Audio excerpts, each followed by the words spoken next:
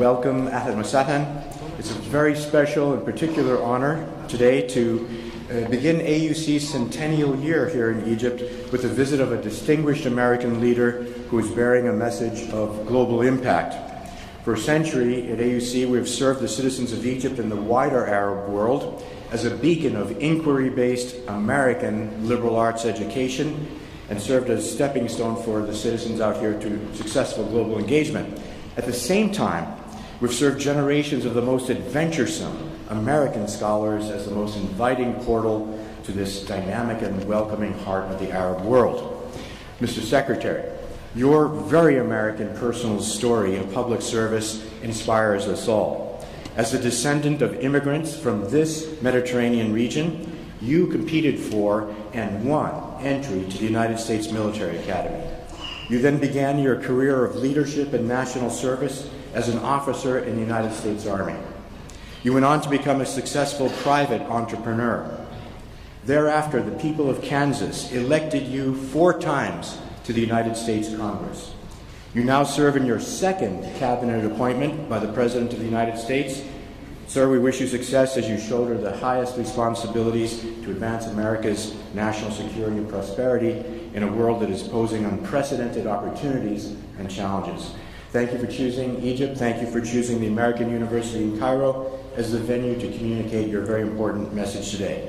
Please join me in welcoming Secretary Pompeo.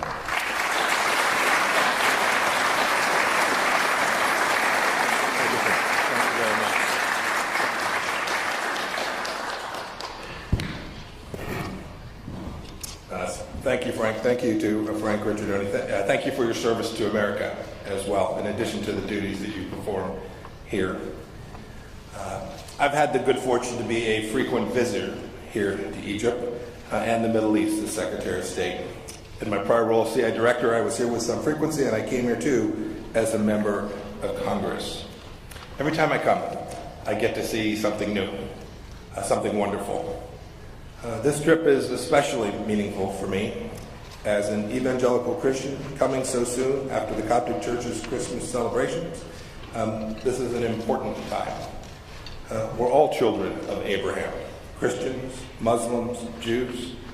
In my office, I keep a Bible open on my desk to remind me of God and His Word and the truth. And it's the truth, lowercase t, that I'm here to talk about today. It is a truth that isn't often spoken in this part of the world, but because I'm a military man by training, I'll be very blunt and direct today. America is a force for good in the Middle East. We need to acknowledge that truth, because if we don't, we make bad choices, now and in the future. And our choices, the choices we make today, have consequences for nations and for millions and millions of people. For our safety, for our economic prosperity, for our personal freedoms, and those of our children. And there's no more appropriate place than where I'm standing today to have this discussion at the American Universit here in beautiful Cairo. As Frank said, this year marks 100 years since the founding of this institution. And the AUC is more than just a university. It is an important symbol of America's friendship with Egypt and what binds our people together. Together we've created a modern place of learning in the midst of an ancient civilization with its own rich history of artists, poets, and intellectuals.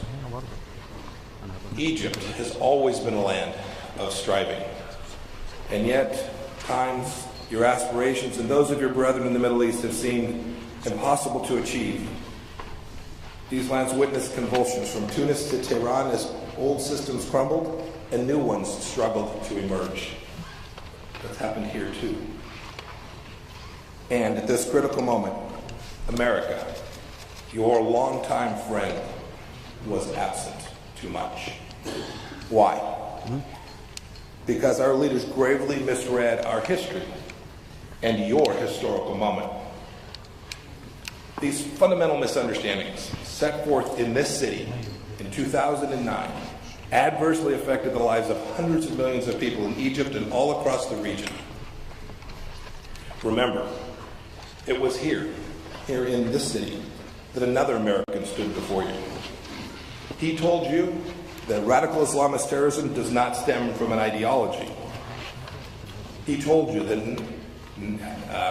9/11 led my country to abandon its ideals, particularly in the Middle East. He told you that the United States and the Muslim world needed, quote, a new beginning, end of quote. The results of these misjudgments have been dire. In falsely seeing ourselves as a force for what ails the Middle East, we were timid in asserting ourselves when the times and our partners demanded it. We grossly underestimated the tenacity and viciousness of radical Islamism, a debauched strain of the faith that seeks to upend every other form of worship or governance. ISIS drove to the outskirts of Baghdad as America hesitated. They raped and pillaged and murdered tens of thousands of innocents. They birthed the caliphate across Syria and Iraq and launched terror attacks that killed all across continents. America's reluctance, our reluctance to wield our influence kept us silent as the people of Iran rose up against the mullahs in Tehran in the Green Revolution. The Ayatollahs and their henchmen murdered, jailed, and intimidated freedom-loving Iranians. And they wrongly blamed America for this unrest when it was their own tyranny that had fueled it. Emboldened, the regime spread its cancerous influence to Yemen, to Iraq, to Syria, and still further into Lebanon. Our penchant, America's penchant for wishful thinking, led us to look the other way, as Hezbollah, a wholly owned subsidiary of the Iranian regime, accumulated a massive arsenal of approximately 130,000 rockets and missiles. They stored and positioned these weapons in Lebanese towns and villages in flagrant violation of international law. That arsenal is aimed squarely at our ally Israel. When Bashar Assad unleashed terror upon ordinary Syrians and barrel-bombed civilians with sarin gas, a true echo of Saddam Hussein's gassing of the Kurdish people, we condemned his actions, but in our hesitation to wield power, we did nothing. Our eagerness to address only Muslims and not nations ignored the rich diversity of the Middle East and frayed old bonds. It undermined the concept of the nation-state, the building block of international stability. And our desire for peace at any cost led us to strike a deal with Iran, our common enemy. So today, what did we learn from all of this? We learned that when America retreats, chaos often follows. When we neglect our friends, resentment builds. And when we partner with our enemies, they advance. The good news is this. The age of self-inflicted American shame is over, and so are the policies that produce so much needless suffering. Now comes the real new beginning. In just 24 months, actually less than 2 years, the United States under President Trump has reasserted its traditional role as a force for good in this region. We've learned from our mistakes. We've rediscovered our voice. We've rebuilt our relationships. We've rejected false overtures from our enemies. Look at what we've accomplished. Look at what we've accomplished together. Under new leadership, America has confronted the ugly reality of radical Islamism. On President Trump's very first trip abroad to this region, he called on Muslim-majority nations to, quote, meet history's greatest test, to conquer extremism and vanquish the forces of terrorism. President Sisi joined us. He joined us in denouncing the twisted ideology which has brought death and suffering on so many. I thank President Sisi for his courage.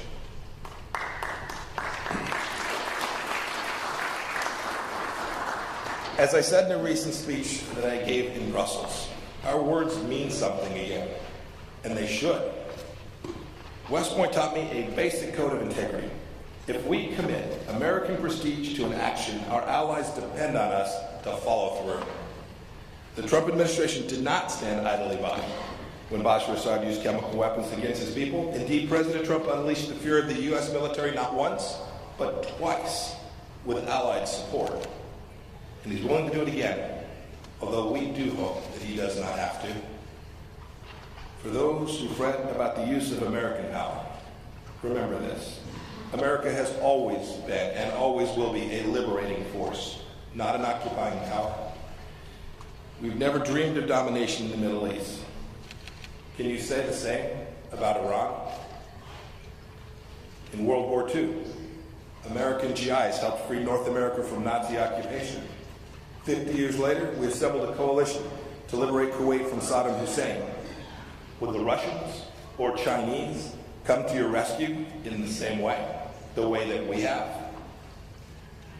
And when the mission is over, when the job is complete, America leaves.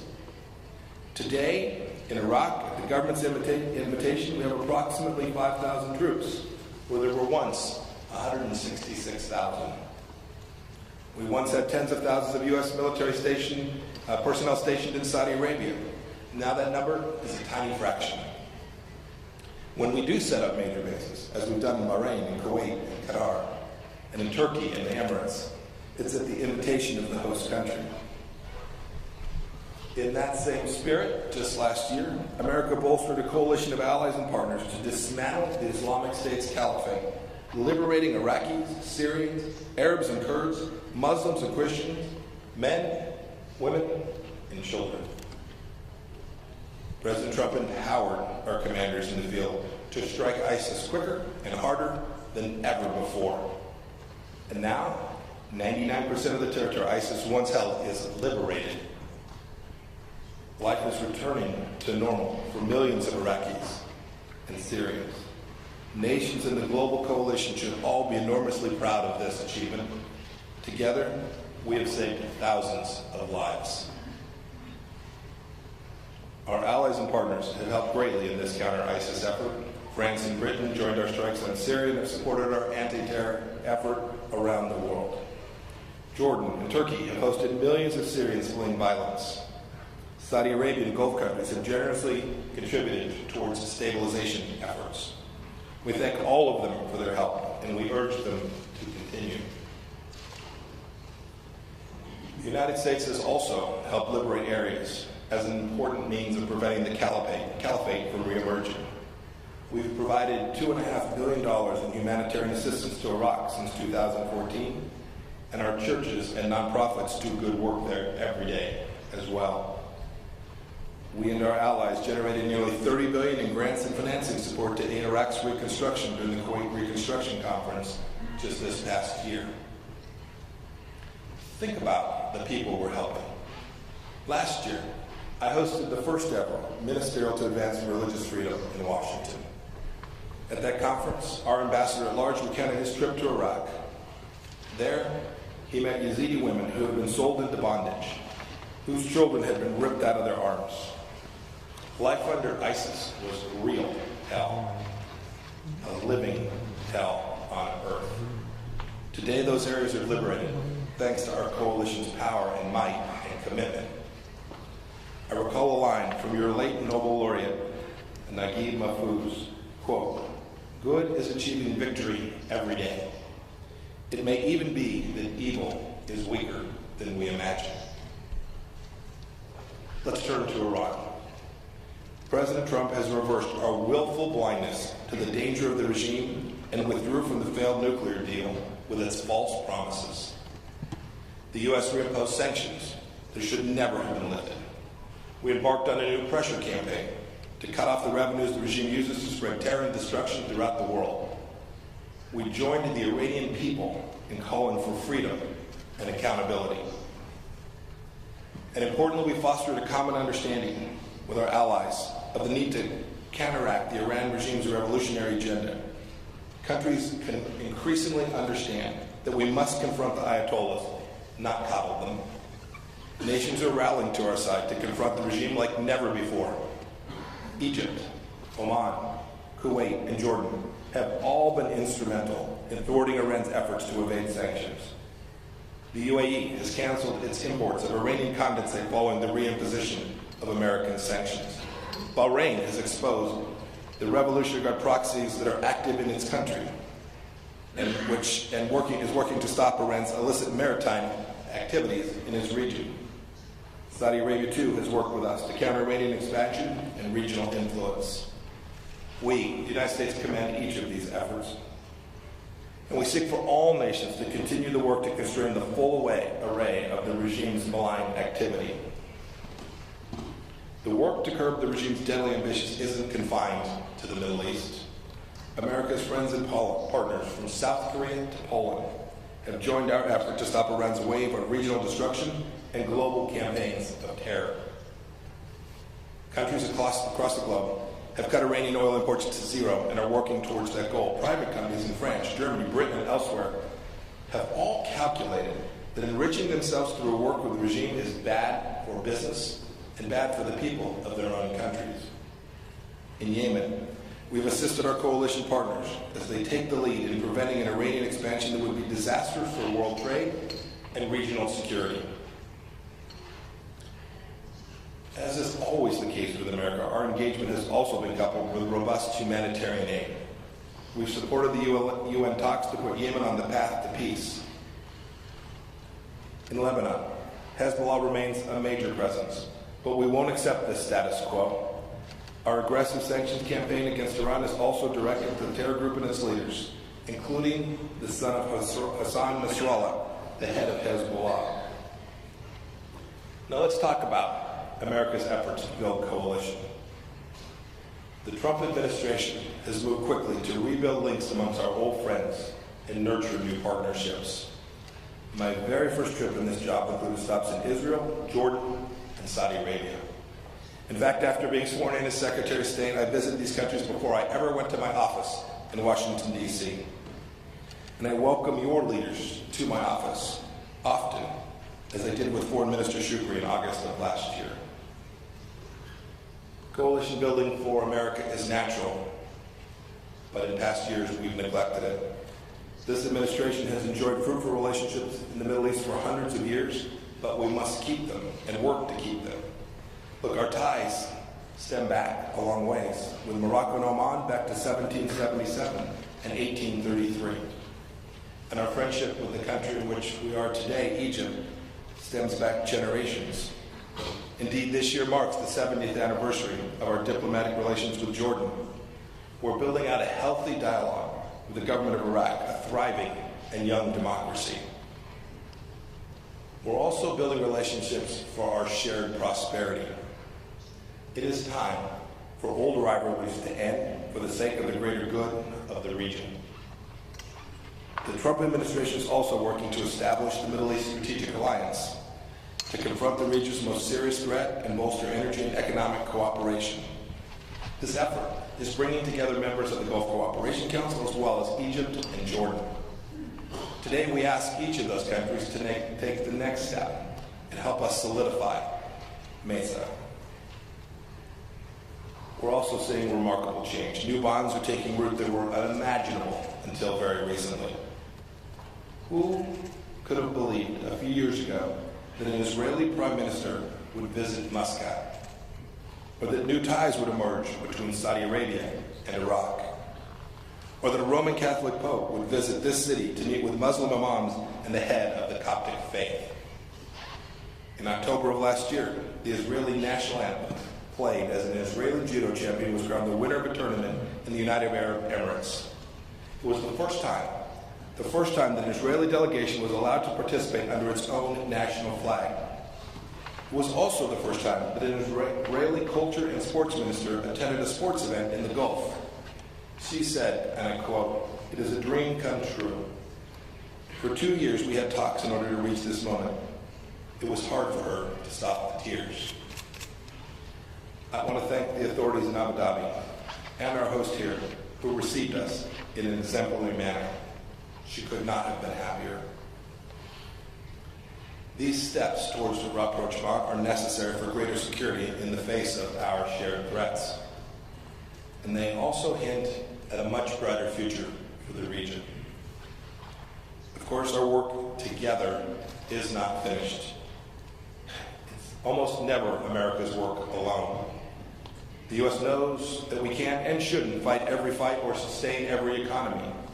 No nation wants to be dependent on another. Our aim Our aim is to partner with our friends and vigorously oppose our enemies because a strong, secure, and economically vibrant Middle East is in our national interest, and it's in yours as well. Let me be clear. America will not retreat until the terror fight is over. We will labor tirelessly alongside you to defeat ISIS, Al-Qaeda, and other jihadists that threaten our security and yours. President Trump has made the decision to bring our troops home from Syria. We always do, and now is the time. But this isn't a change of mission. We remain committed to the complete dismantling of the ISIS threat, and the ongoing fight against radical Islamism in all of its forms. But as President Trump has said, we're looking to our partners to do more, and in this effort, we will do so going forward, together. For our part, airstrikes in the region will continue as targets arise. We will keep working with our partners in the coalition to defeat ISIS. We will continue to hunt down terrorists who seek safe havens in Libya and in Yemen. We strongly support Egypt's efforts to destroy ISIS in the Sinai. We strongly support Israel's efforts to stop Tehran from turning Syria into the next Lebanon. And as the fighting continues, we will continue to assist our partners in efforts to guard borders, prosecute terrorists, screen travelers, assist refugees, and more. But assist is the key phrase. We ask every peace-loving nation of the Middle East to shoulder new responsibilities for defeating Islamic extremism wherever we find it. It is important to know also that we will not use our campaign to stop Iran's malevolent influence and actions against this region in the world. The nations of the Middle East will never enjoy security, achieve economic stability, or advance the dreams of their people if Iran's revolutionary regime persists on its current course. February 11th will mark 40 years since the oppressive regime came to power in Tehran. America's economic sanctions against the regime are the strongest in history and will keep getting tougher until Iran starts behaving like a normal country. The 12 demands that we stated in May remain in force because the regime's threat to the region endures. In Syria, the United States will use diplomacy and work with our partners to expel every last Iranian boot and work through the UN-led process to bring peace and stability to the long-suffering Syrian people. There will be no U.S. reconstruction assistance for areas of Syria held by Assad until Iran and its proxy forces withdraw, until we see irreversible progress towards a political resolution. In Lebanon, the United States will work to reduce the threat of Hezbollah's missile arsenal, which is aimed at Israel and can reach all points inside of that country. Many of these rockets are equipped with advanced guided systems courtesy of Iran, and that's unacceptable. Iran may think it owns Lebanon. Iran is wrong. In Iraq, the United States will help our partners build a nation free of Iranian influence. This past May, Iraqis rejected sectarianism in a national election, and we will support that wholeheartedly. The people there refuse to be cowed by Iranian-backed thugs and armed groups. Iraqis have strengthened ties with Arab neighbors, peacefully resumed cooperation between the Kurdish region and Baghdad, and have renewed their focus on fighting corruption. And in Yemen, we will continue to work for a lasting peace. And I think this is clear, but it is worth reiterating. The United States fully supports Israel's right to defend itself against the Iranian regime's aggressive adventurism. We will continue to ensure that Israel has the military capacity to do so decisively.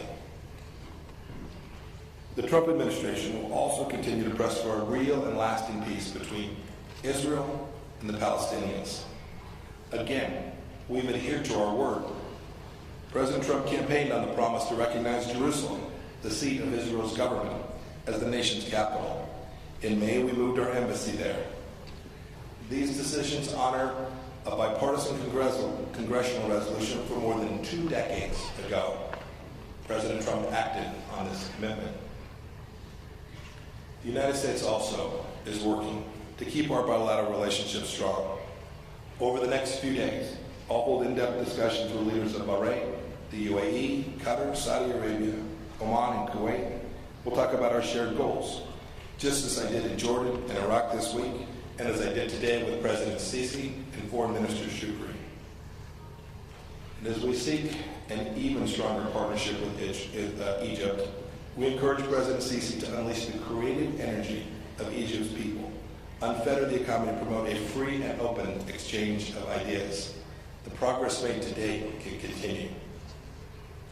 I also applaud President Sisi's efforts to promote religious freedom, which stands as an example for all leaders and all peoples of the Middle East.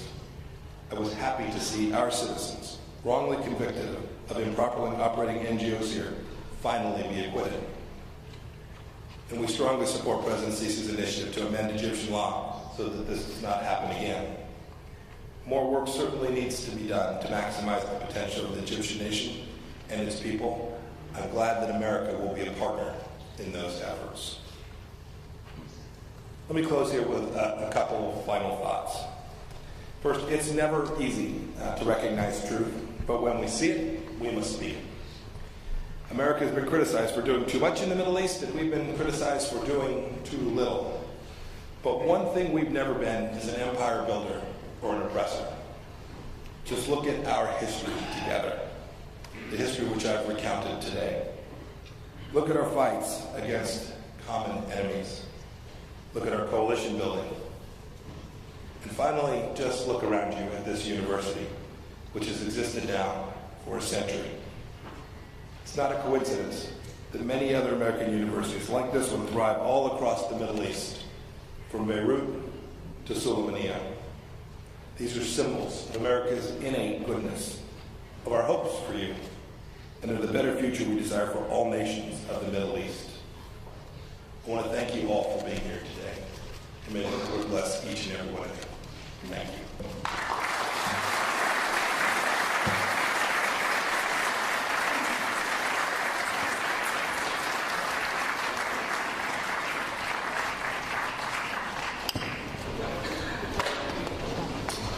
We ask that you please wait for your ushers to direct you to leave. The front 2 and 3 rows may exit the building to the right.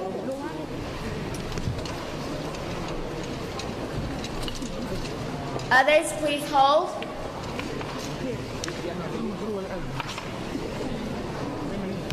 The first 2 and 3 rows may exit to the right.